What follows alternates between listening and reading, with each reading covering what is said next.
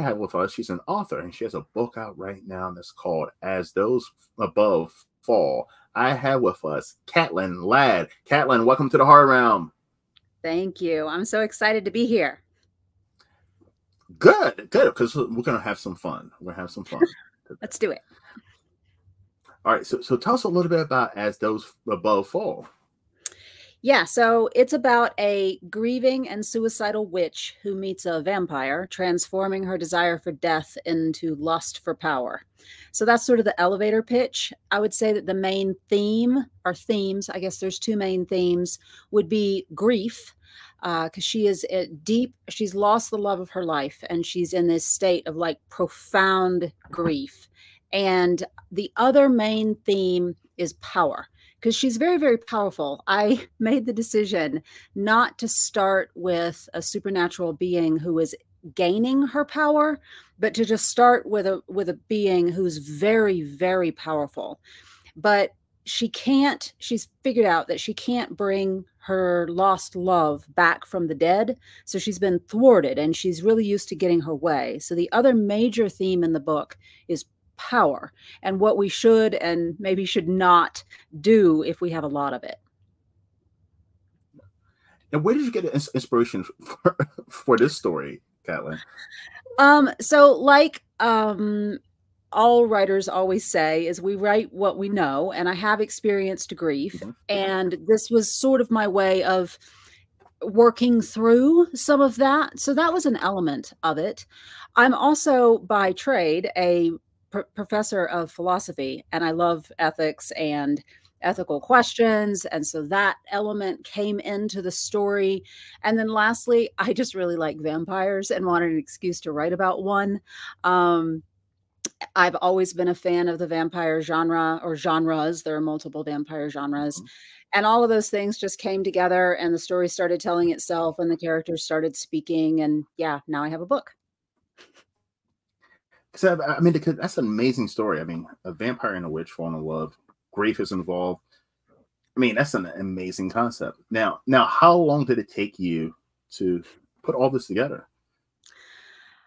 A ridiculously long time. So the book started as a short story that I published in 2008 as a short story. And I thought it was a short story. I didn't really think about it one way or the other. And then how I often work is I work on multiple projects simultaneously. So when one gets kind of stuck and bogged down, I'll switch to another and work on that for a while. And what happened is in 2014 or 2013, I was writing my doctoral dissertation, which is a very different kind of writing than writing horror.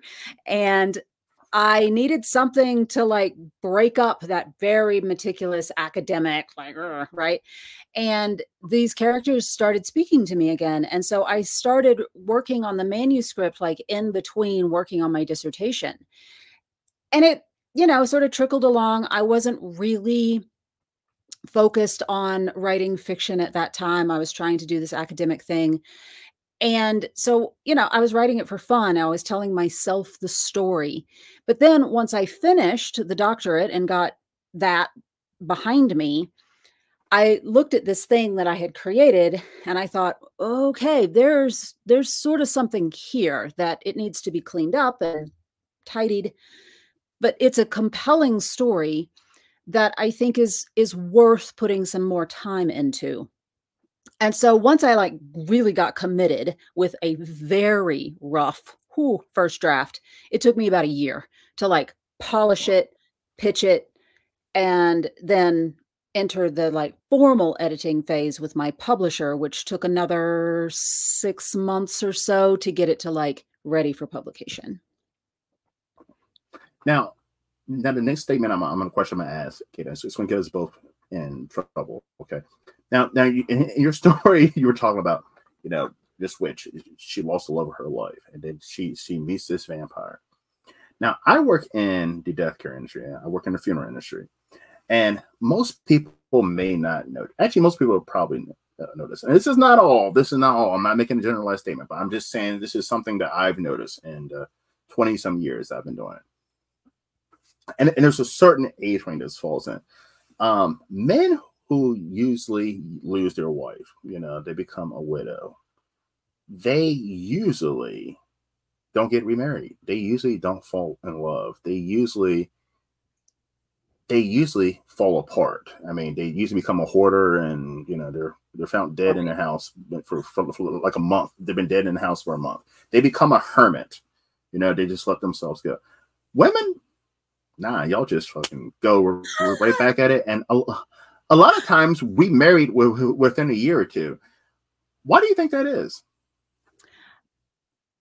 I mean, it's hard to say if it is like socially constructed expectations or if there's something else going on there.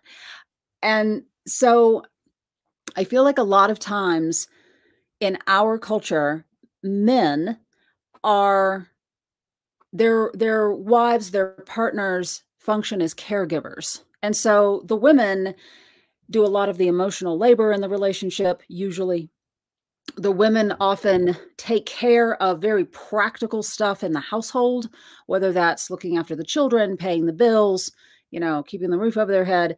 And so women sort of take on these roles. And I would argue, my personal belief is that we're socially conditioned to behave that way. I hesitate to think that there's anything like biological there. And so when a woman loses a partner, I think that she is conditioned and has been taught and has been trained to just keep doing the work. Whereas I think that men, when it could be that men have now lost their emotional ballast. The other thing is we live in a culture where women are encouraged to form emotional relationships with lots of people. So they have a huge support network. So if someone dies, all the girlfriends, all the aunties, all the sisters, you know, like are right there, ready to go. Whereas in our society, unfortunately, a lot of men don't have strong emotional platonic relationships with other people. Or if they do, it's one person or it's a family member, which I really think is a tragedy. And so I feel like maybe men don't have that support network and they're not used to doing that emotional labor. I don't know. This is my speculation. It's a great question. What do you think? I don't know. Because a lot of times too, and I mean, there's actually statistics to back this up, that it's when a couple's been married for 30 years or more, and the wife dies, the husband usually follows her within a year or two. Right. I have heard that. He usually be right behind her, and he could be in perfectly good physical condition. It's just something that he gives up. Wow. And like he just like, because I've been in, you know, many of houses when single widowed men pass away, and I'm telling you, it's a mess. It's an absolute. Wow. It becomes a hoarder house, and every single man, not every single man, a majority of men die who are widowed. They die in a house. They've been in there for weeks. Hoarder house, and they always, for some reason, by the way, this is a weird thing, they always die with their pants down on the ground. I don't know why, but their pants is always down. So is that like, is there some, that's fascinating. Like I'm thinking of like, if there's some, like if defecation is causing a heart attack, you know, or something like that, like why? Because I was thinking to myself, like they're like feeling like, oh my goodness, because like this is TMI, but I like walking around in my underwear in my house. I don't wear clothes, you know what I mean? No, that's fair. Yep. The pants go off as soon as I get home. But like I'm like thinking to myself, like, oh my goodness, if I felt something was going wrong, like, oh, my chest is hurting, first thing I would do is probably put some pants on. Yes, and then like boom, dead pants fall down, you know. Maybe that is. But I don't. But I think that women, like, I think I agree with you. I think women are conditioned to keep going. And I think men are so used. And I don't want to say that we see our significant others as our mothers, but it's kind of a little bit. You know what I mean? It's kind of that nurturer, that care. And when that's gone, I don't know. I think it's harder for men especially if you've been with somebody for that long, to start over again. Sure. And so everything just sort of falls apart, Everything just um, falls apart. which is tragic and interesting at the same time. Yeah. Hmm. I'm going to have to write a short story now where I explain why men die with their pants down. So that's just, I'm going to mull that over. And it's always add up to. It's always adds up. Like, and it's. I've always wondered that. Like, what is that? You know, I mean, I don't want to find out. Listen, I don't want to find out. I don't want to find out. I don't want to be my. Yes. Okay. Well, at least I can fictionalize that. I don't know if I'll be right, but something entertaining will happen as a result of this conversation. That's a great story, by the way. That's a great story. But no, but so you're talking about this grieving witch, and she eventually finds love and with this vampire, and that's interesting because I mean I do feel like grief definitely sometimes, especially when you're significant other, sometimes you try to find comfort into someone else's arms. Yes. That is the relationship that she establishes with this vampire is not exactly a healthy relationship. Usually it's not. Yeah. Yeah, she's definitely acting out in really destructive and toxic ways.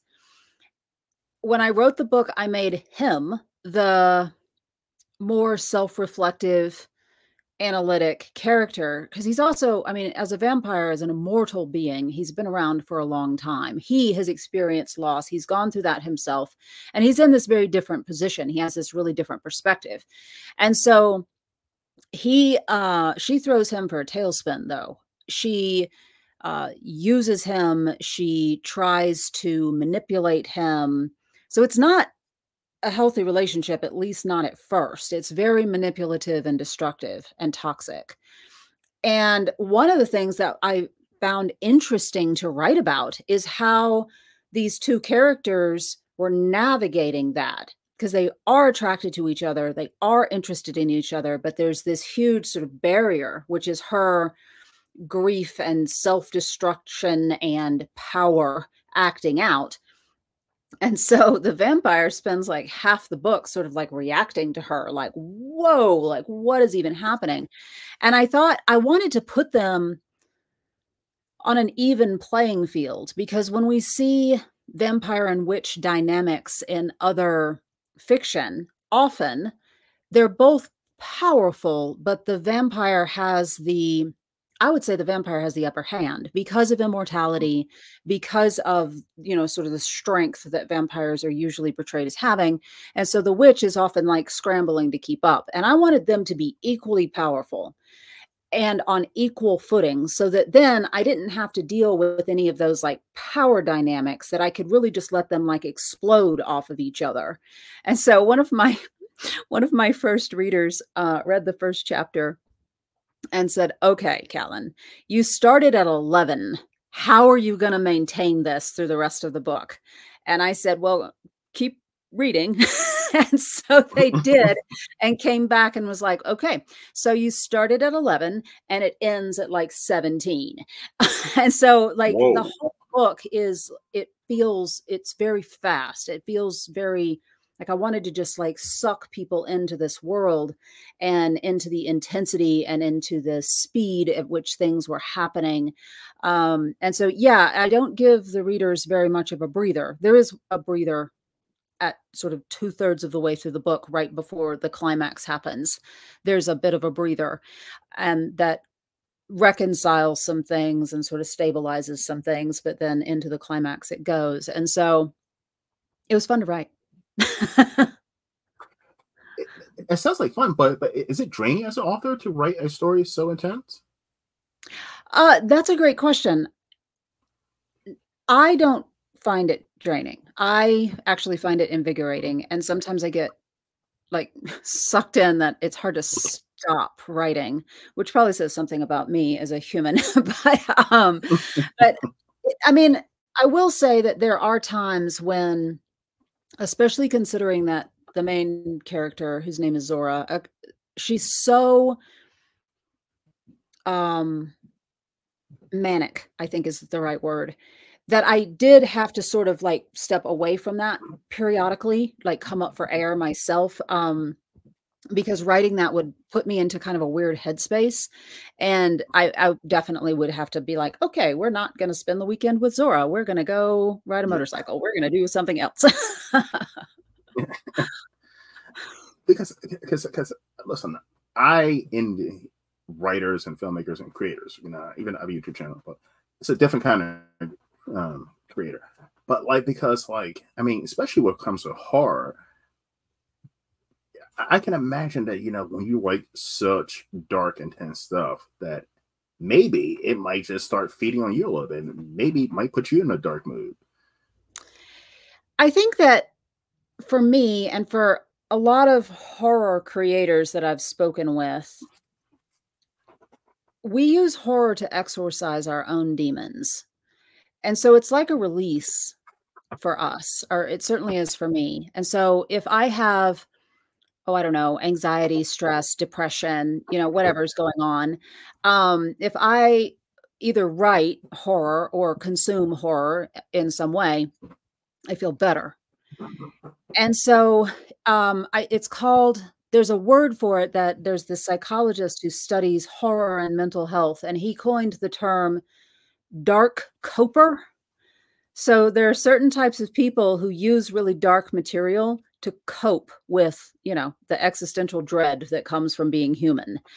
And so for me, it's like a release valve, and I feel better most of the time after consuming horror. Now, I will say that horror fans do have very particular genres. Like there is definitely horror that I won't watch because it's not good for my mental health. And Yeah.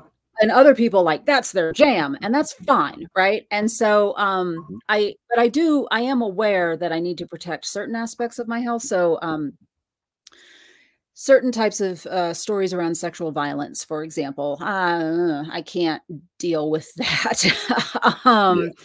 And I mean, I can to some degree and in some context, but if it's just sort of like gratuitous, like there's a lot of revenge horror out there, which I appreciate Yeah. and understand as a genre. But for me, if I watch too much of it, it's not good for me. And so, but you know, Yeah. just good old fashioned slasher and blood and guts, like bring it on. I'm there for that. And Yeah. other people can't watch that. So, you know, to each their own. And I agree. That's one thing I love about horror. There's different subgenres. Like for instance, you were talking about the revenge. I can't watch the rapey revenge stuff. Like if you watch any of my reviews and I'm watching a rapey like revenge, I'm like, ugh, this is not for me. I just don't. It's just I just feel like consuming stuff like that. Listen, I know it's real stuff like that happens in real life, but I don't want to consume like stuff and have that in my soul and my brain and stuff. I just don't like that negativity. Sure. No, I agree. And like, I will watch all kinds of pretty fantastical, gory horror, but I won't watch a war movie. I won't. I love war movies.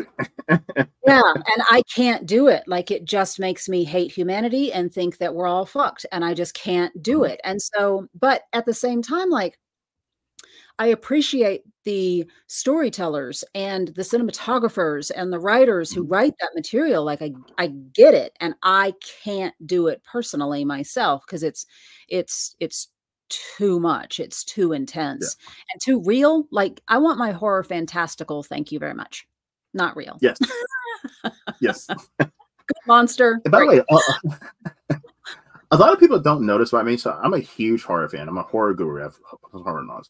But I actually take mental breaks from horror and I take like a month off in between. So like people will send me movies to review or watch and so forth, but I will watch them all in 1 month and I'll take a month off because just from my day job, you know, dealing with death and grief and all that awful stuff. And then like consuming all this stuff, I just feel like it fucks with my psyche. So I take mental breaks off from horror because I mean, I think too much of anything is not good for you. Absolutely. Well, and the other thing that I find is true about horror fans, I mean, not entirely, but by and large, horror fans are very, they monitor themselves very carefully. and they know how much they can take and when to take a step back. So I talk to horror fans that are like that all the time, that are just like, I love horror, like gimme, gimme, gimme. And I now need to take a break and not watch it for a while or not read it for a while. I find that that's true of a lot of horror fans. And to me, that speaks to, like, I don't know, self-awareness. Yeah. It's just you're protecting your psyche, you know. Which is good, which is healthy. Yes, yes, yes. Now, have you been a horror fan your whole entire life? Yeah. Yeah. So I like to tell the story that I discovered horror when I was 9, and I picked up a copy of Pet Sematary by Stephen King. And I was an avid reader. I had never read anything like that. My mother would have been horrified, literally, if she knew what I was reading. But I read it and it scared the crap out of me. And that book still scares the shit out of me as an adult. That is a scary, dark book.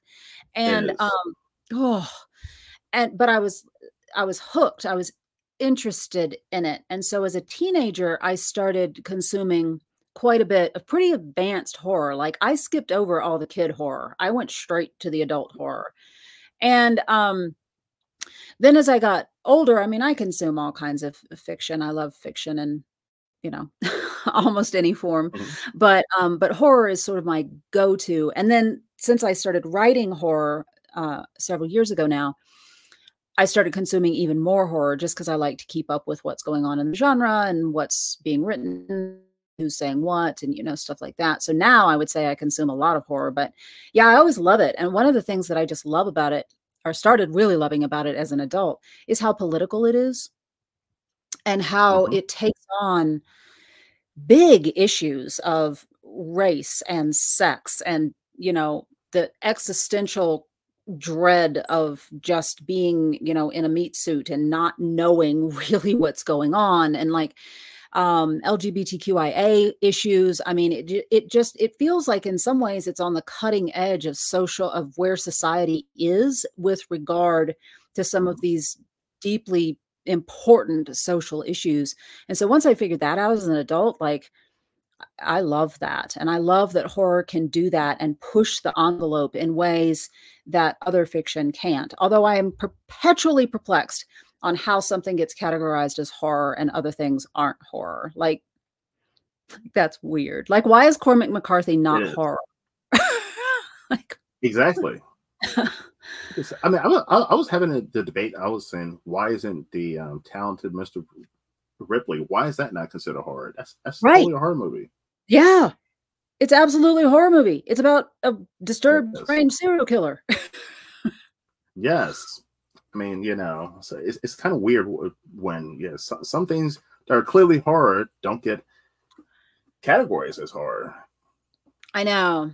So we just found out that next summer, Joyce Carol Oates is going to be one of the guests of honor at StokerCon, which is the big horror convention.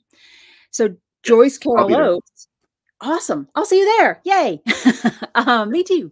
And so, yeah, so Joyce Carol Oates is going to be there. And so she absolutely has horror books, but she has a lot of horror in her non-horror books, but she's considered like a literary author. Like, when, you know, if you asked a person on the street what kind of work she does, it would be literary drama. And yet she absolutely has this horror side to her that, good for her, she seems to embrace. But it's interesting how things get categorized in different ways. I think that's sort of, it says something as well. It does. Now, I have a question to ask you. This is your personal opinion. Why is it so hard for filmmakers to adapt horror novels into movies successfully? Oh, that's a great question. Yeah, it's hard, right? So I think that it's because the imagination is always worse than anything that can be shown. Now, I would argue that there are a couple of exceptions to that. When I think of my own favorite horror films, like, for example, one of my favorite horror films is The Ritual, which is based on a book by Adam Neville. And the book is very different from the movie, or at least the way it ends is very different from the movie. And the movie is a great creature feature flick. That creature Mhm. is awesomely cool. Yes. But what he's really doing at the end of the novel is reflecting on how bleak life can be and how continuing to live and fight and walk, that's the metaphor that he's using, in the face of almost certain annihilation is really, really difficult. And so that's actually what he's exploring. And translating that almost like philosophic concept onto the screen is really hard. And I would use The Road by Cormac McCarthy the same way. Like, the book is incredibly bleak. The movie does a good job of capturing that mess. But what's going on in the characters' minds, like what they're thinking about, is really hard to capture in film.